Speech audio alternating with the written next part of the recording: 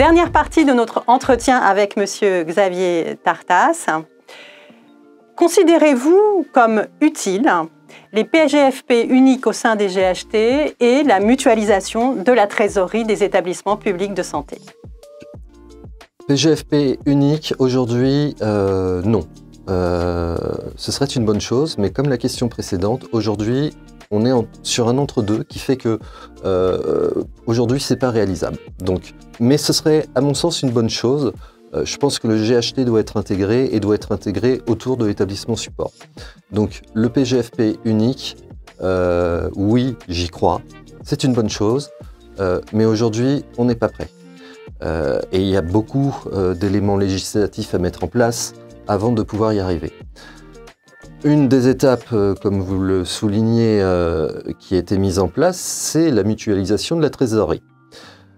La mutualisation de la trésorerie,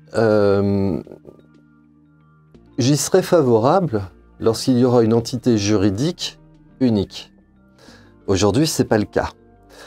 Et aujourd'hui, il est difficilement concevable de demander à un établissement, quel qu'il soit, au sein du GHT, qui a une trésorerie confortable du fait de sa bonne gestion ou peu importe les raisons, une trésorerie confortable, de la mettre à disposition des autres établissements via son bilan, via en fait des prêts de trésorerie, tout simplement, un compte commun de trésorerie. Aujourd'hui, je ne suis pas favorable parce que tout à l'heure, je disais qu'on n'allait pas assez vite.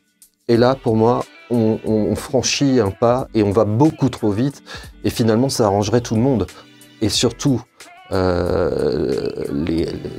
nos tutelles, quelque part, de se dire que les établissements auraient moins de difficultés, pour ceux qui sont en difficulté, auraient moins de difficultés à payer leurs fournisseurs. Mais là, pour le coup, je trouve qu'on va vraiment trop vite. Et puis, il ne faut pas oublier quelque chose, c'est que dans un GHT, vous avez énormément de liens entre les établissements membres, parties, et aussi l'établissement support.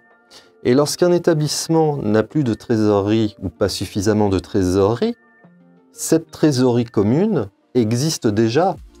Lorsque l'établissement membre, partie d'un GHT, ne paye pas ses fournisseurs, ou n'arrive pas ou prend des délais relativement longs pour payer ses fournisseurs, il va payer en priorité les fournisseurs qui lui sont vitaux pour la poursuite de son activité, mais les établissements, par exemple un établissement support qui lui a une surface financière plus importante, eh bien lui il va conserver dans ses comptes des créances de l'établissement qui n'aura pas payé, et parfois on a des créances relativement importantes. J'ai en tête plusieurs exemples d'établissements support pour lesquels les établissements membres ont des restes à recouvrer de plusieurs millions d'euros.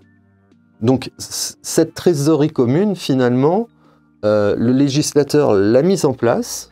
Je n'y suis pas favorable parce qu'on y va trop vite et de toute façon, tant qu'il n'y aura pas de personnalité morale, pour moi c'est prématuré. Mais par contre, dans les faits, elle existe déjà, puisque de toute façon, les établissements, lorsqu'ils ne peuvent pas payer un autre établissement, on ne va pas courir après notre collègue pour insister pour qu'il nous paye. Si nous, on a la trésorerie, eh ben, on attendra que lui, il ait meilleure fortune et qu'il puisse nous payer le moment venu. Donc voilà, je pense que aujourd'hui c'est prématuré et j'irai pas sur ce terrain-là. Il y a beaucoup de choses à faire bien avant de mettre la trésorerie des établissements en commun au niveau des GHT. Je vous remercie et j'espère que nous aurons l'occasion de développer ces sujets passionnants sur d'autres supports. À bientôt!